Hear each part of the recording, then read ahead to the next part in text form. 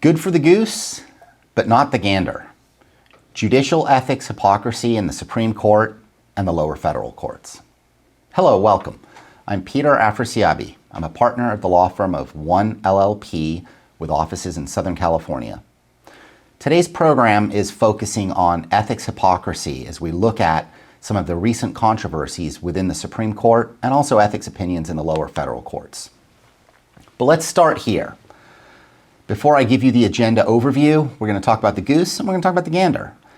And there's a framing that we can do here to set up this issue to sort of start considering how we're going to look at these ethics issues. And we can look at two very recent events from the United States Supreme Court that allow us to ponder these ethics entanglements that are going on. And so on the one hand, we can talk briefly about the Supreme Court's reaction to the leak of the opinion that ultimately reversed Roe. And we can look at the Supreme Court's reaction to the revelations that have come out about some of the familial entanglements from one of the Supreme Court justices in terms of the election cases that worked their way up. And we're not picking on Justice Thomas. There's, as you watch the program in a little while, you're going to see this as equal opportunity.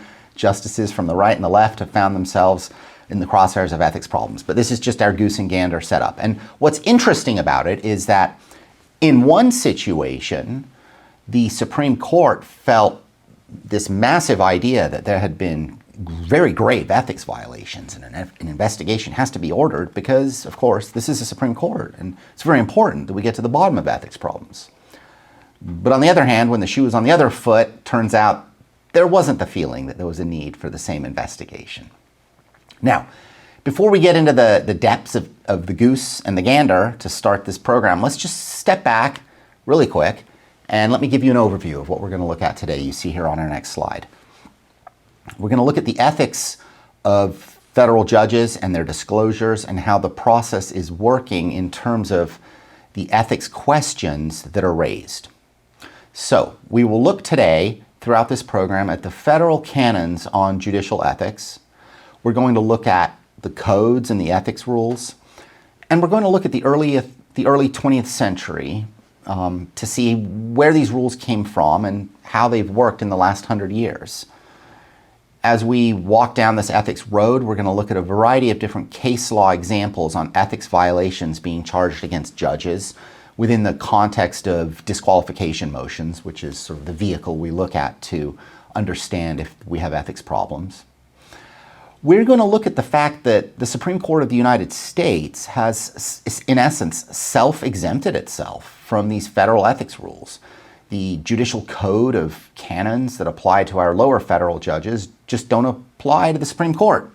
And they've allowed that position to stand. They haven't self-policed. And so this has created, especially in recent years, legitimacy questions that have been raised within the broader social and political system. And we have situations that we will look at that are fascinating, where we have the Supreme Court issuing published opinions, charging lower judges with ethics violations for behaving in certain conduct. But when the same conduct occurs in the Supreme Court, there's not even a recusal question raised. And so we have a situation of big picture. We don't have the same rules applying to the Supreme Court that we demand apply to others. This, of course, raises a fascinating question. At 30,000 feet, we could go to the famed saying from Justice Brandeis, sunlight is said to be the best of disinfectants. And that policy principle that has long animated, for example, the importance of transparency in government, shining light to get to the bottom of things, is something that, ironically, the words come from a former Supreme Court justice. It's an area where we have the least amount of sunlight is with the 9 people at the top of our third branch of government. So we will look at issues related to self-policing versus pending federal enactments forcing regulations upon them. Now, as we look at some of these cases talking about judicial ethics questions, we're also going to look at what happens when we approach this for the folks on the other side of the bar, that is us, the lawyers. And we'll see what happens to us sometimes when we face ethics charges for actually charging ethics violations against judges. We will look at throughout all of this program at some legal ethics reforms And we'll have a couple sidebars along the way. We're going to look at, building around this idea of Justice Brandeis's sunlight is the best of disinfectants, really looking at the importance of transparency in the courts, which is part of this larger question about ethics. And we will look at the other branch of government, where we'll have a quick synopsis of where we stand with respect to Congress and their ability to engage in insider trading these days, and whether they can still do it, and how long it took to tell them they couldn't. Now, let's get going with the Goose. The Goose in our story is the leak of a draft opinion. And this was, of course, a matter of massive public interest. Roe v. Wade, been on the books since 1973, several months before the end of the term where Roe was, clearly in the crosshairs to be potentially reversed. As you all know, there was a leak of a draft opinion reversing Roe. Now, this leak was an issue of massive public interest, of course, given the nature of that case and the importance of that case to the country as a whole. The Supreme Court, on the other hand, saw this as the gravest of ethics breaches. Heaven forbid, this is the top of the third branch of government. And so they ordered the marshals to begin an investigation. And the marshals went off, interviewed hundreds of people, apparently, looking for hacks. They couldn't find a hack. The interviews were done. Phones were even apparently sought to be analyzed and searched to see if they could find who in the Supreme Court leaked this opinion to the press. And of course, one of the questions in all this is, was the leak even illegal? It turns out it may have violated a human resources manual on confidentiality, and it may have violated some sort of law clerk canons, these sort of customs that apply to law clerks. Of course, very important. Law clerks should follow the ethics rules that, whether custom or formalized rules that apply to them, they should certainly follow them because secrecy within the chambers is obviously important for a whole bunch of reasons. And so the Supreme Court went off to find this grave violator of ethics. Now, they couldn't ultimately find who leaked it, but we did get a memo from the Supreme Court's marshals. And the memo argued that this conduct of this ethics violator may have been even more than an ethics violation. This could have violated a whole host of federal criminal laws. Section 371, which prohibits a conspiracy to commit an offense against the United States. Section 401, it allows courts to punish contempt and misbehavior before a court. Section 641 prohibits the disposition without authority of any record or thing of value to the United States. That record or thing being a draft opinion, of course. 18 U.S.C. 641 prohibits the disposition without authority of any record, and 2071 makes it a crime to engage in the unlawful removal of any record filed or deposited with a judicial officer. I give you the link to the memo because it's fascinating and well worth reading. And so you can click on that and read that in your own good time, of course. But what it shows is the marshals, acting at the behest of our Supreme Court justices, wrote this memo saying this conduct could be criminal. Was it really criminal? That's a stretch if you ask me to shoehorn the release of an opinion, of a draft opinion, into any of those federal criminal statutes, and I dare say it would be hard-pressed to imagine a prosecutor wanting to take that case on. But nonetheless, they pounded their chest because this is an ethics problem, and it really matters. The result has even been that there are now pending bills to make it illegal to engage in unauthorized disclosures of matters from the Supreme Court with penalties. And the Supreme Court's marshals memo said, indeed, consideration should be given to supporting such legislation. And of course, so it should, right? This is an ethics question that's affecting the highest court of the land. Ethics, ethics, ethics at the Supreme Court. The goose is cooking. But let's look at the gander. When the shoe's on the other foot, we'll see if there is the same feeling of thumping one's chest about the importance of ethics. And our example here, we're using Justice Thomas, as I alluded to in the beginning. And again, we're not picking on Justice Thomas. Could have used Justice Sotomayor or Justice Barrett. We'll talk about them later in equally concerning cases of potential ethics questions. But this one, since it's most recent in time, deals with the election cases that were working their way up to the Supreme Court in a variety of different lower court contexts. And it turns out Justice Thomas's wife had been heavily involved in working with the White House, emailing them, texting them, sending them messages about the election, the alleged election fraud, and a strategy to even overturn it. And we just quote for you here one of the sample sorts of text messages that was going on that then end up filling the records of some of the actual cases that then get litigated. Help this great president stand firm, Mark. You are the leader with him who is standing for America's constitutional governance at the precipice. The majority knows Biden and the left is attempting the greatest heist of our history. So in any event, and of course, it's absolutely her right to have those political opinions and to be engaged in lobbying of the White House to, begin election cases and whatnot. Totally lawful for her to do it. On the other hand, this election case worked its way up to the Supreme Court, and that's Trump v. Thompson. And this was an emergency application to stop a document production and a records request in an underlying subpoena-related issue relating to the election. And so the question that would raise then is, if we have a battle going on about this document production request, records relating to the election, should Justice Thomas have participated when his wife had been part of the underlying fact pattern even in terms of what was going on? Now, he did participate. He didn't recuse. The Supreme Court denied that election emergency petition that came from President Trump. And what we find, though, however, is that, this has caused a great public outcry in terms of, the perceived election issues and the potential for bias given the closeness of one of the justices' wives to this issue. And the question of, would we feel better if the justice just didn't participate in such a situation, given, after all, the nature of the ethics rules that we apply to the other courts that we'll be talking about soon.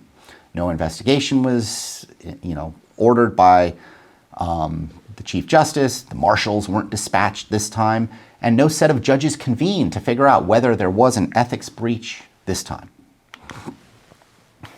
So what we are now looking at before we move on is a quick sidebar. Since we're talking about sunlight, transparency on the Supreme Court, we should look at the fact that the Supreme Court is long hidden from the cameras. There are no cameras in the Supreme Court. It's only really in the recent years as a result of COVID that we're able to live stream, listen to the proceedings, which has happened. All of this has led to the question of whether we should have cameras in the courtroom, whether there should be the right for the people to see what is going on in the cases as they are being argued and decided in the Supreme Court. There's this bipartisan bill in 2021, didn't get through, but it was renewed in 2023, known as the Cameras Courtroom Act. And basically it requires the Supreme Court to permit broadcast coverage of all their open sessions of court unless a majority actually vote that having such coverage would constitute a violation of due process to one or more of the parties before the court. Bipartisan bill, as I noted. The Government Accountability Office has issued a report saying that there is great benefits to video broadcasts of what is going on in the Supreme Court, but it hasn't yet passed, so currently it depends on the voluntary willingness of the Supreme Court to open themselves up to allow Justice Brandeis's sunlight to pour in, but it hasn't happened. Now, let's get to the beginning of these ethics questions, and let's go to the early 20th century, about a century ago, to figure out where do the ethics rules come from and what prompted, actually, the creation of ethics codes as applicable to judges. And so we can start with District Judge Landis, who was also the commissioner of baseball Landis. He was a federal judge in Chicago, getting a salary of $7,500 a year back then. And he took the baseball commissioner job that paid $42,000 a year back then, but he refused to step down from the bench. So he did both jobs at once. And there was a public outcry about this, but there were no ethics or bar rules at the time that could control that behavior. And so the result was that the only mechanism to deal with this was arguably a congressional impeachment effort. And so, the ABA issued a censure for what that's worth, but that was about it. Now the House held some hearings and there were comments, but there was no actual formal impeachment. You see here a statement from one of the Representatives, Benjamin Weddy's statement during this, what is to prevent baseball owners from going into the Supreme Court now and hiring every member on the bench? I think it affects the very soul of this government. That idea obviously echoes these questions about transparency, ethics, propriety, our judges being removed, not having an interest of any kind in the outcome. But at the time, the Attorney General said that Judge Landis was within his rights. Now, there was a lot of political pressure over this, and so about 14 months later, he resigned from the bench and stayed on as the commissioner. This, though, is what led to the very first set of judicial ethics codes. And you see there a picture of Judge Landis, who is apparently a feeder judge on the bench in Chicago. Let's go to the next slide.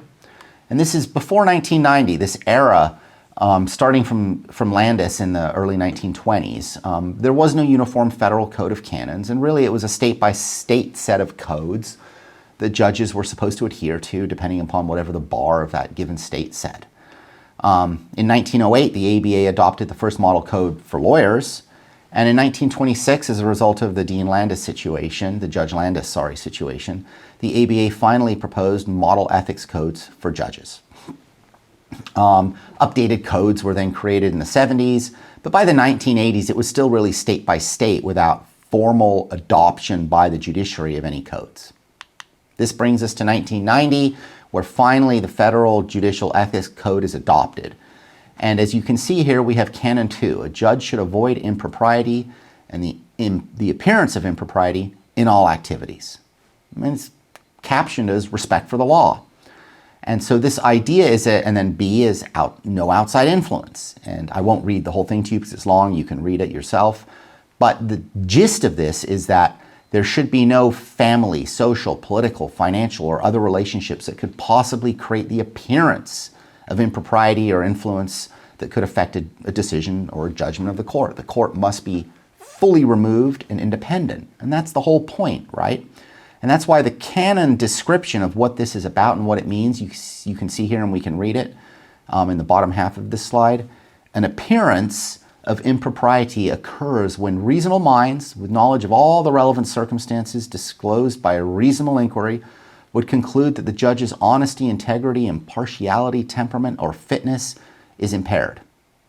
Public confidence in the judiciary is eroded by irresponsible or improper conduct by judges. Now, this is a very, very important concept because it requires that we, in order to ensure that there's no possibility of an appearance of impropriety, that we take a wide look at this and we recuse, step down if there's even the chance that one could feel that there's some public confidence risk.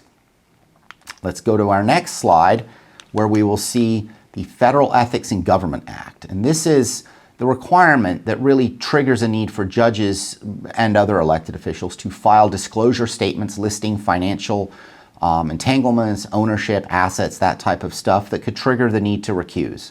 Now, it turns out there's actually no review process for the accuracy of this. It's just a self-reporting mechanism. But the documents are publicly available, and you can go search them online, and you can, pull up the judge and see the stocks they own or whatnot to figure out if maybe they have a bias in a case, and that can then trigger the need to file a motion to ask the judge to recuse. And this is what sometimes happens and can be the original predicate for having these recusal motions. And those recusal motions are heard under 28 U.S.C. 455.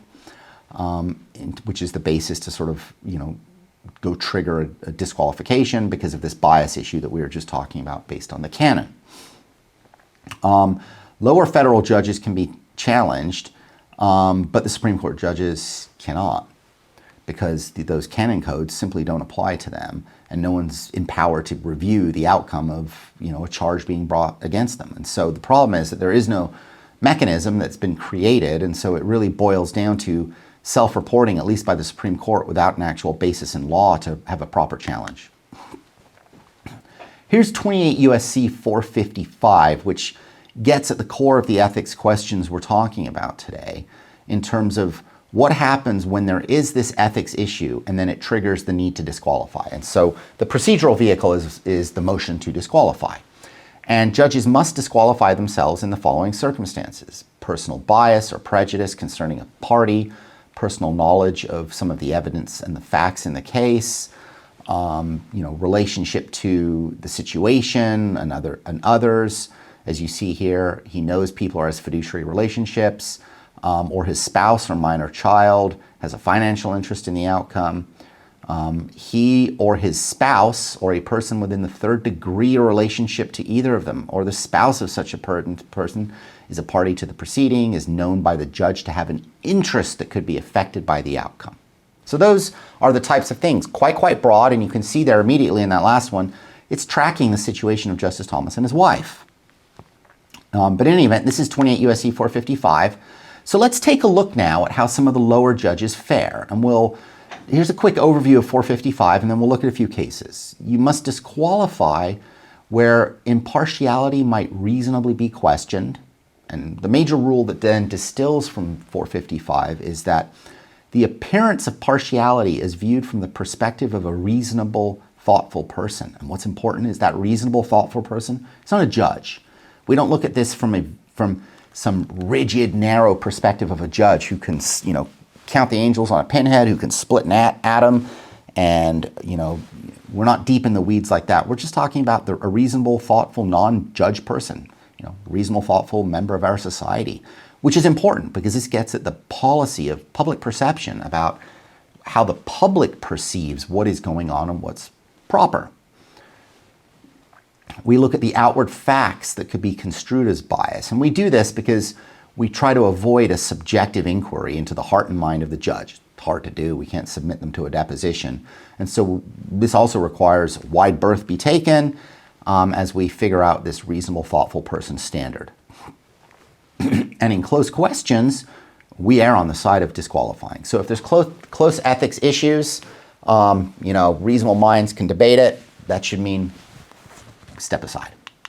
So let's take a look at some lower courts, and we're going to start seeing some of this hypocrisy that we've been talking about, perhaps, in terms of relationships to situations and what happens and how courts have ruled on this. So the first case is Bryce versus Episcopal Church, reported at 289 F. 3rd 648. This is coming out of the 10th Circuit. And this case basically involved the plaintiff, employees of the church, who sued over some anti-homosexual comments that were made by defendant members of the church and at some of these church hearings, and then the person ultimately got fired.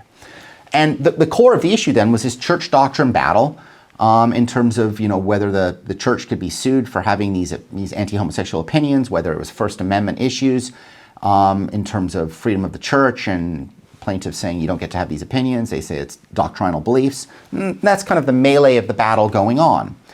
Now, the judge who heard the case was an Episcopal Church member, not the same church, but an Episcopal Church member. And so the question is, if we're having this church doctrine battle, would we feel that a judge who happens to be a particular adherent of the church, may he have a potential bias since he harbors the same belief system potentially as the church? And the court said, nope. The judge refused to set himself aside, to recuse himself. And the appellate court, the 10th Circuit, said, no big deal. He can have the same belief system. That's not an associational bias of any kind. It was too tenuous. It's in the eye of the beholder on that one, if you ask me. But that's an example of how that judge, notwithstanding, being a member of the very church whose opinions were at issue in the litigation, didn't step aside. Then we have on the other side a situation where a judge was told that he should have stepped aside, and this is an easier case perhaps. This is United States versus Toohey, 448 F. 3rd 542, 2nd Circuit 2006. It's a sexual harassment lawsuit. And the judge happened to know the defendant, and the judge said, he's an honorable man, and I know he would never intentionally discriminate against anybody. The court said, yeah, that meets the test, disqualifications required. Yes, obviously, perhaps it's an easy case, but I frame it here because an easy case courts will stand by. Harder cases, not so clear the outcome was right in that first one. Let's look at the second situation. This is when we're looking at judges' prior relationship with witnesses. And so we can look at the case of Fletcher versus Conoco Pipeline, reported at 323 F. 3rd 661, coming out of the 8th Circuit. And here we have a situation where one of the fact witnesses in the case, it happened to be a lawyer, had been a personal friend of the judge for 36 years. And that fact witness lawyer, it also so happened that lawyer's law firm represented the judge in a current unrelated matter. The judge having some personal legal work done by that lawyer's law firm. The court said in this case that no, that doesn't create an issue of potential bias as to that witness, so there was no need to disqualify. Again, that's quite a surprising holding, one would think, given the fact that they were close friends and the judge was even hiring the witness's law firm to work for him. It looks like the type of situation that an outside reasonable observer could look at that and say, yeah, you may be biased in favor of that witness. What's the harm in stepping aside and letting another judge who doesn't have some sort of a bias look at it? We can see the other side of this line in United States v. Kelly at 888 F. 2nd 732. Now we're in the 11th Circuit. Here we have, again, the judge knew a defense witness, and the judge on the record actually expressed some concerns. And so the court then said, yep, you should recuse yourself then. But if we look at the line between these two cases, it can't be that the line hinges on whether the judge, him or herself, actually says on the record they harbor concerns. And if they make such a statement, there's an ethics problem. But if they just stay silent on it, no ethics problem. That's not the right line. I think we can all agree. Let's go to scenario 3. Now we're looking at a judge's prior relationship with an attorney. This is the Murphy case from the 7th Circuit. And here we had the situation where the judge was a close friend of the federal prosecutor. There was a trial going on, and there was a joint family vacation actually planned for after the trial where the judge's family and the prosecutor's family were going to go off on vacation together. Here the 7th Circuit said, okay, that level of friendship, you go on vacation together, you can do it right after the trial. Well, that's unusual. That required disqualification. Indeed it did. So now let's take a look at the Supreme Court and Section 455, and let's start figuring out what's going on here. Now, the Supreme Court will proclaim, apparently, that they follow voluntarily the same rules that lower federal judges follow, but they also say they're different, so they shouldn't be scrutinized. And how do we know this? Here's an actual quote from the letter they sent to Congress recently. And the link is down there at the bottom if you want to read the whole letter. I think it's well worth reading. But the following is of particular interest to us for this program. And it says, a recusal consideration uniquely present for justices is the impairment of a full court in the event that one or more members withdraws from a case. Lower courts can freely substitute one district or circuit judge for another. The Supreme Court consists of 9 members who always sit together. Thus, justices have a duty to sit that precludes withdrawal from a case as a matter of convenience or simply to avoid controversy. Now let's just stop there. Says who, right? If one or two of them have a conflict or a bias, it's not a matter of convenience, it's a question of ethics. And 7 can decide a case just like 9 can. Who's to say we shouldn't have a rule saying if 2 have to step aside, we randomly pick some circuit judges to go sit on the Supreme Court and visit by designation? Who's to say there shouldn't be a law requiring that? But there's no magic that says that if 8 or 7 have to decide a case rather than 9, that somehow we are in transgression of some serious ethics issue that cuts the other way. That's a stretch. And here's the kicker, the quoted language. Individual justices, rather than the court, decide recusal issues. I mean, it's jarring almost, right? The court doesn't have to figure out if one of the justices should recuse, and the other 8 won't judge the one. The one at issue gets to decide. Himself, herself, without any other scrutiny being brought to bear on it. That's odd too. If the full court or any subset of the court were to review the recusal decisions of individual justices, it would create an undesirable situation in which the court could affect the outcome of a case by selecting who among its members may participate. Well, that may or may not be a legitimate practical concern in terms of justices trying to raise ethics issues about other ones, to snipe on them, to sort of remove them, to shift the politics of the court. That may be a legitimate concern. The answer to that may be, though, get lower court judges to do it. Put it before a committee of them. That's how matters are handled all around the world, actually, in other democracies with justices, and judges having to face ethics questions. The fundamental point here that comes out of this letter, though, is that we are so special and so different that we shouldn't have to subject ourselves to these ethics canons that the rest of the judiciary is subjected to. And that gets to the hypocrisy of what's going on. So let's start taking a look at some of these questions. And now we're going to shift. We talked about Justice Thomas earlier, and I told you would shift to the other side of the right-left side of the bench. We're going to look at Justice Sotomayor and the Penguin Random House case. And this also affected Justice Gorsuch a little bit, but not as much as Justice Sotomayor. And here's what we know. Justice Sotomayor has received over $3 million from Penguin Random House.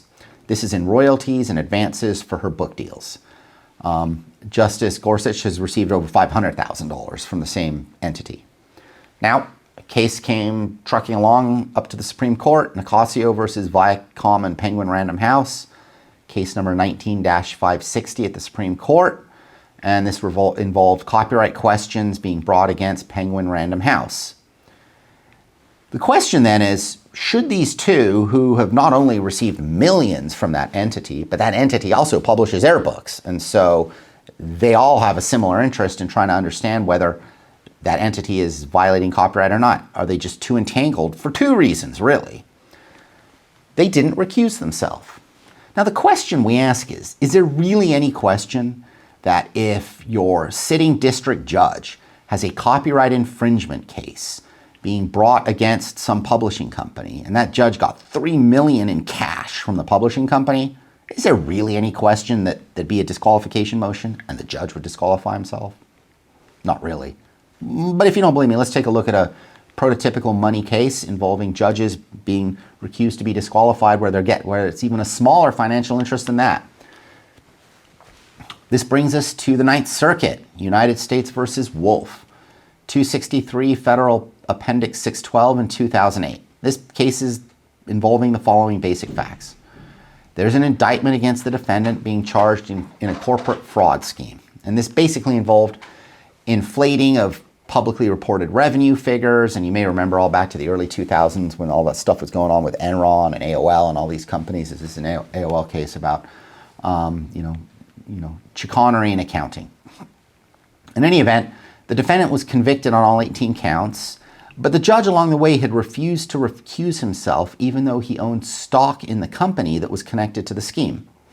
And so the rule, remember, as articulated by the Ninth Circuit, was that 455b4 provides that a judge shall disqualify himself where he knows that he includes ownership of a legal or equitable interest, however small. And so here's what the court held. Based on the unique facts before us, we conclude that the judge did have a financial interest. According to the Securities Exchange Commission, AOL, the company that the company that the judge owned a lot of stock in, or some amount of stock, aided and abetted securities fraud by Homestore and improperly inflated its online advertising revenue based on the Homestore related transactions by at least $1.5 million and $7 million another quarter. In this case, the judge's rulings could potentially have had a financial impact on AOL.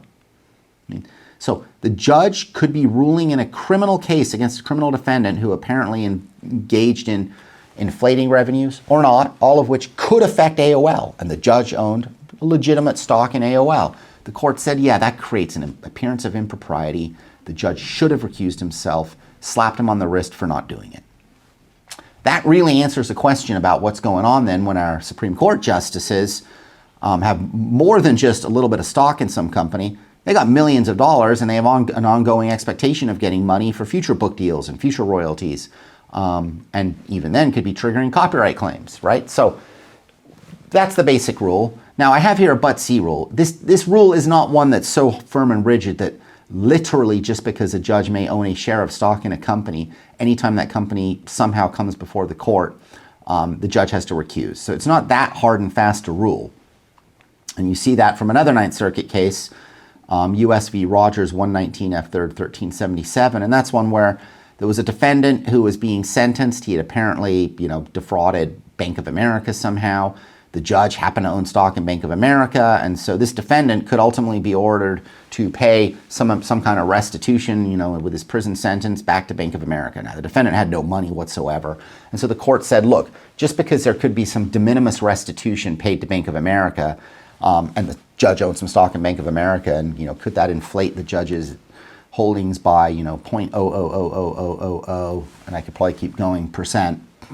No, that's not enough. So we're not dealing with such rigid rules. But when you're in a reasonable ballpark like we were in the Wolf case, or we are in the Justice Sotomayor and Gorsuch case, yeah, there should be a recusal.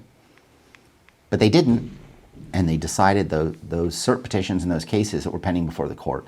And this is what's getting at the hypocrisy of having rules that we expect the rest of the judiciary to abide by, but self-exempting oneself from those rules.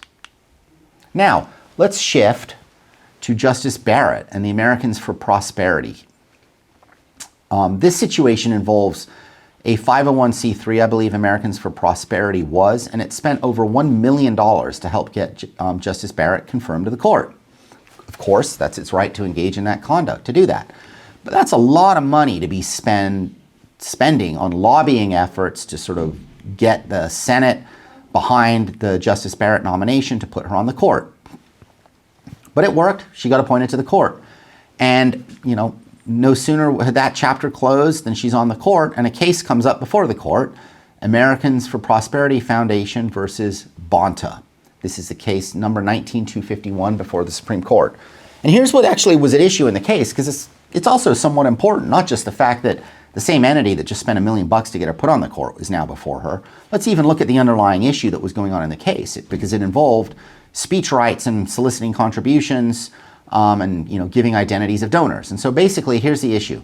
To solicit contributions in California, California had a rule that those charitable organizations had to disclose to the state AG the identities of their major donors.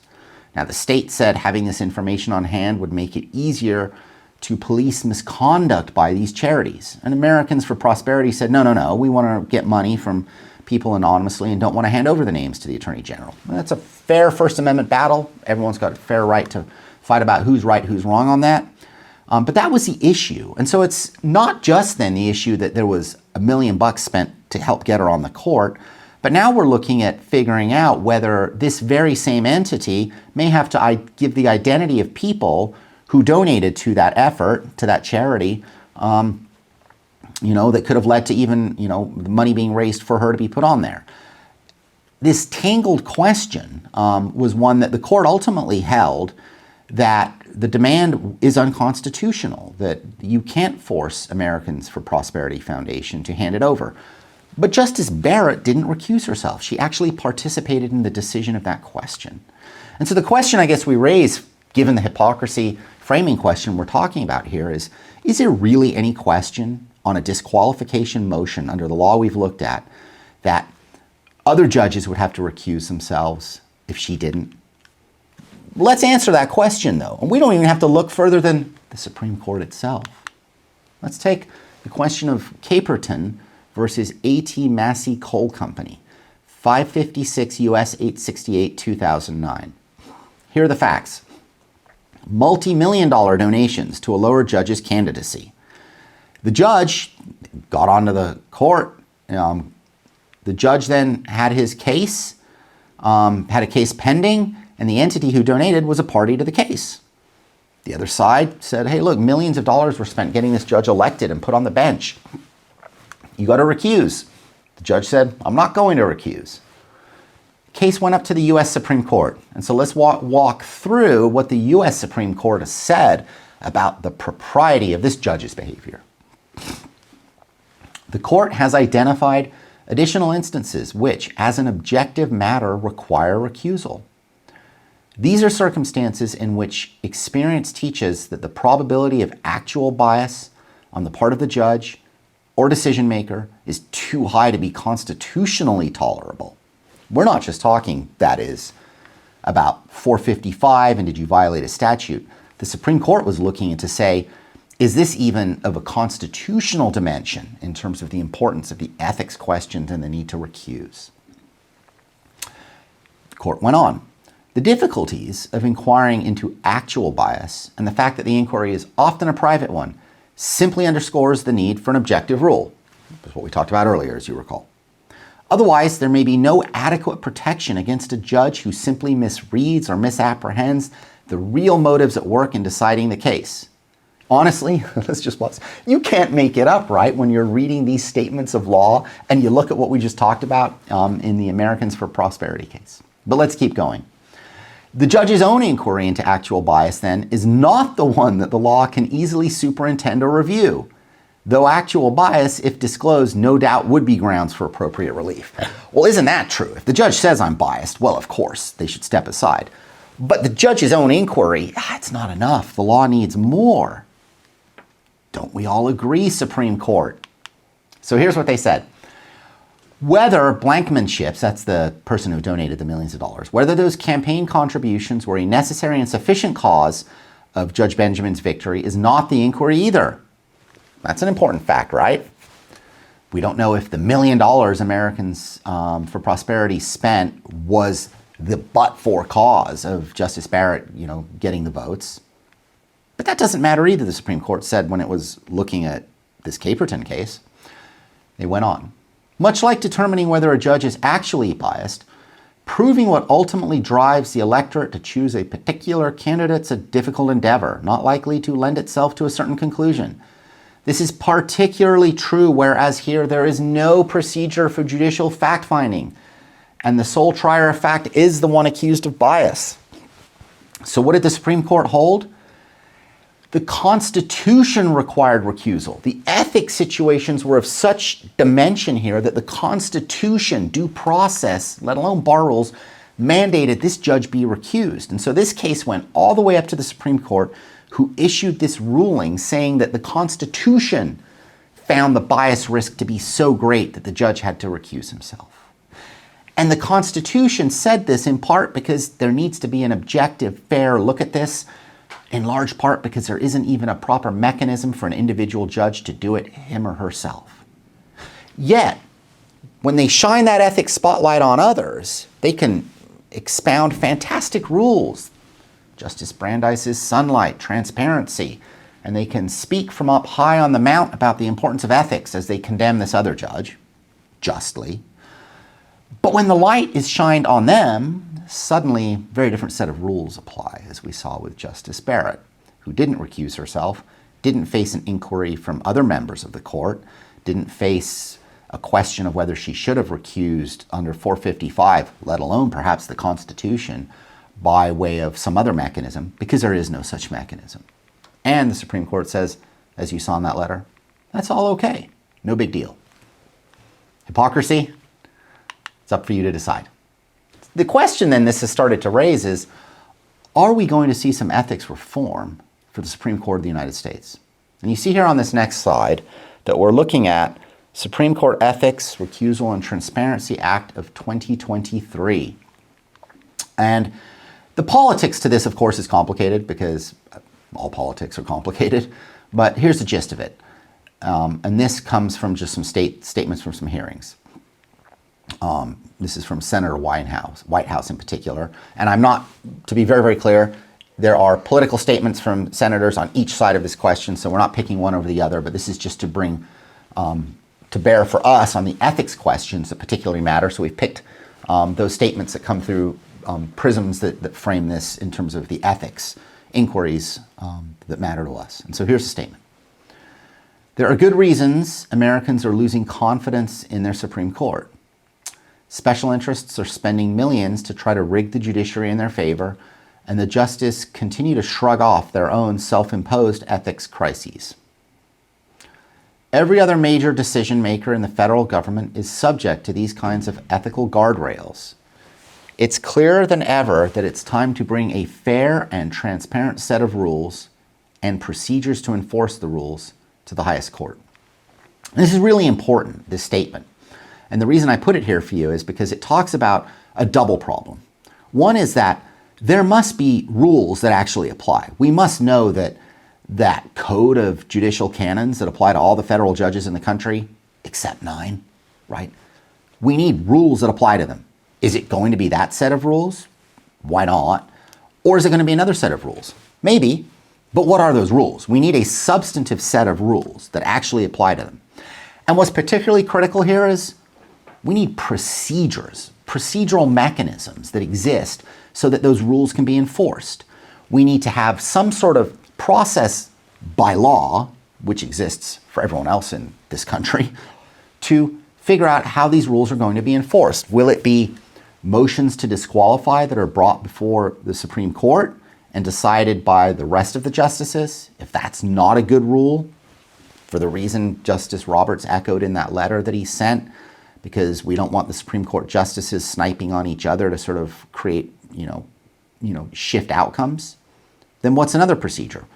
Do we perhaps ask that all the chief judges of the circuit courts get together and they form an advisory or a conclusory board of judges that will hear the motion and enforce it?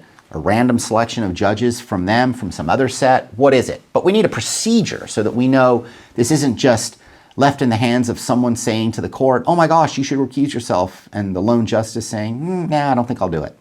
And, the inquiry begins and ends there.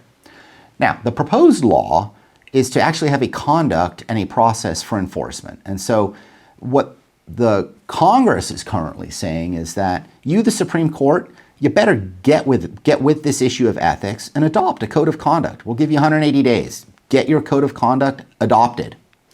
Publish that code of conduct and whatever rules and procedures you're going to have related to ethics, financial disclosures, and judicial misconduct. In other words, get yourselves in line with the rest of the judiciary who's been there by force of these rules since 1990.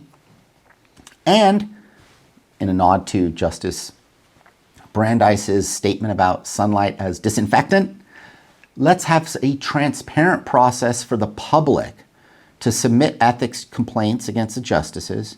And let's get a random panel of chief judges from the lower courts to investigate and make recommendations based on those complaints. So it is creating some sort of mechanism that can ensure that the highest court in our land that sits atop one of the third branch, a co-equal branch of government, will have some mechanism to bring them into line with what we demand of all our other judges.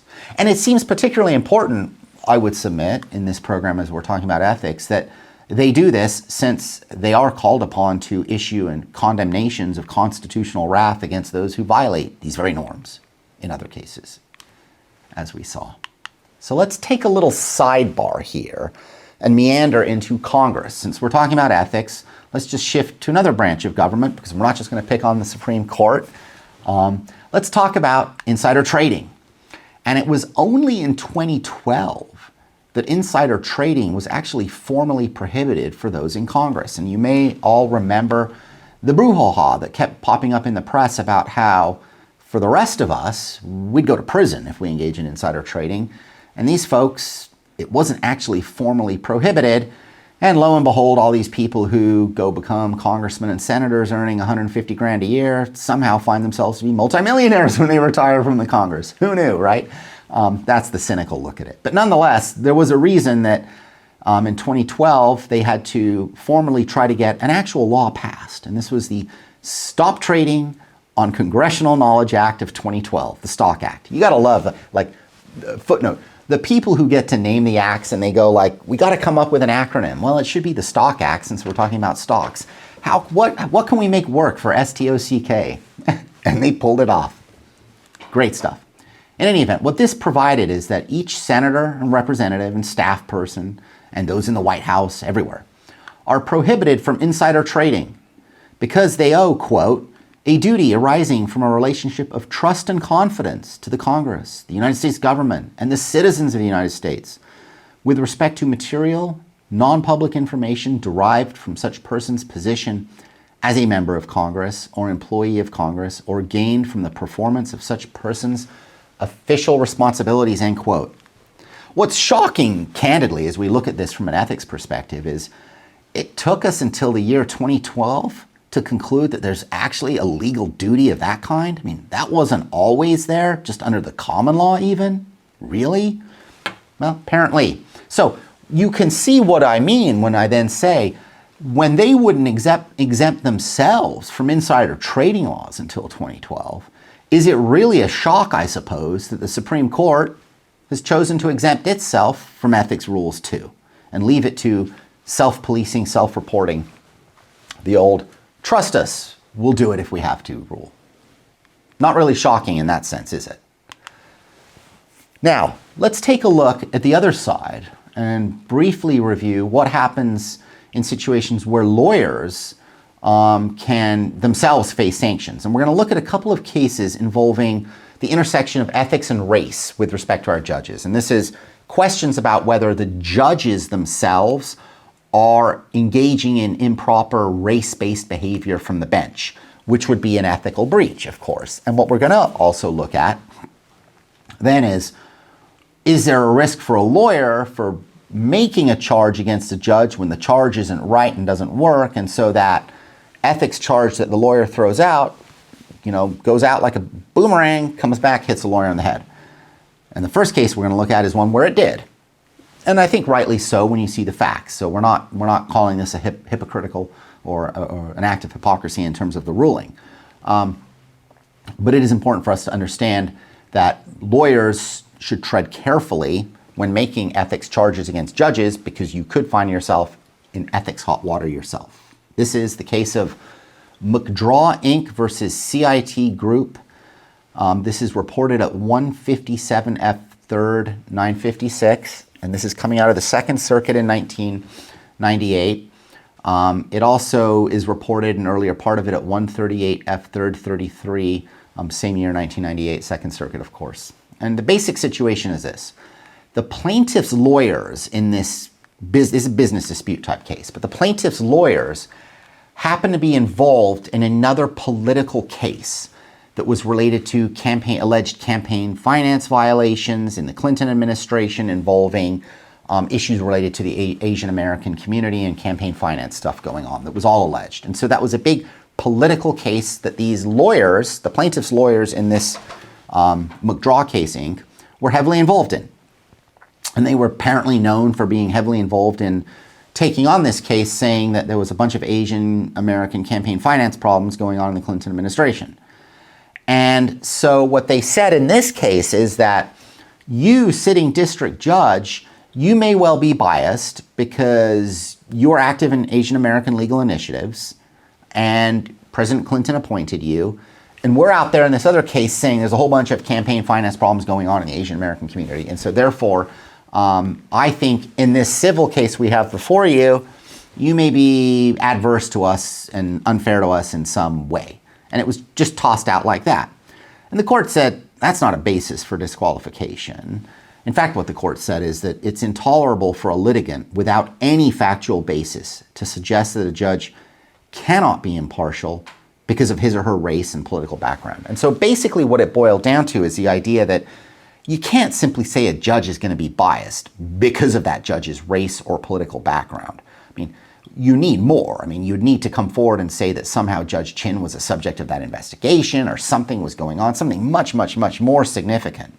And so this is a good example, I think, of lawyers needing to be very, very careful about hurling out ethics charges against judges on, because of political backgrounds or race or other perhaps characteristics, and just tossing that out there. Tread carefully, because the lawyer ended up facing ethics violations themselves for making that ethics charge improperly. That's an example of a boomerang. Now on our next slide, let's look at an example of a judge who went too far in terms of comments. And so here we're going to look at the case of United States versus Franco Guillen, reported at 196 Federal Appendix 716. This is coming out of the 10th Circuit in 2006. And basically what we have, it's a criminal case. The criminal defendant was Hispanic, pled guilty. The judge took his plea, went through the whole, colloquy, made him, agree to this, agree to that, blah, blah, blah. Took the plea, accepted his guilty plea. But then later the defendant came back and said, I want to change my plea. The judge wasn't happy. This apparently had been happening in several cases in front of this court. And so here's a quote from the judge. I will not put up with this from these Hispanics or anybody else, any other defendants. I've got another case involving a Hispanic defendant who came in here and told me that he understood what was going on and that everything was fine. And now I've got a 2255, that's a habeas petition. Now I've got a 2255 from him saying he can't speak English. Now, what the court held here is that that judge tripped an ethics line, should have recused himself under 455. Disqualification was required because that is the type of thing that really raises questions about public confidence in the integrity of the judiciary. And so the ethics prism here is ethics canon 2A, that we looked at that canon earlier on, and that is to act at all times in a manner that promotes public confidence in the integrity and impartiality of the judiciary, to avoid the impropriety and the appearance of impropriety in all activities. This ultimately then gets at an example then of a judge rightly being sanctioned by a higher court for refusing to recuse himself in a race type situation. This brings us to our conclusion today. And I think we can probably end where we began with Justice Brandeis. Sunlight, indeed, it is the best disinfectant, to have it wash through government so we can know what's going on. And so what we saw as we walked through our ethics program here today is that we actually have a very difficult history of getting the judicial ethics codes even on the books. We confront current ethics codes that, as written, espouse an aspirational concept of the law that works well for lower judges in terms of at least what it aspires. But here's the historical irony. We have a situation where you remember Judge Landis, really engaging in grossly improper behavior. There may not have been an ethics code at the time, so you may not have tripped a technical law, but everyone understood from a sort of a macro perspective that that's not a proper way to behave. And so that inappropriate behavior of a judge really created this sort of need to sit down and say, my goodness, we got to start, reining these judges in. And so it was that kind of lawless setting that actually gave birth to the creation of these ethics codes. But in great irony, 1 century later, these ethics codes actually don't apply to the Supreme Court. And this then raises real questions of impropriety 100 years on. And this is the sort of big problem in terms of the historical irony in terms of what's going on and the questions that are raised about ethics. We also looked today at several Section 455 cases that really looked at ethics lines and the appearance of bias across multiple scenarios for judges and lawyers. We saw cases involving a judge's connection to the subject matter when that subject matter was the subject of the litigation, the Episcopal Church case you may remember in terms of church doctrine and the right of the church to have that doctrine under the First Amendment.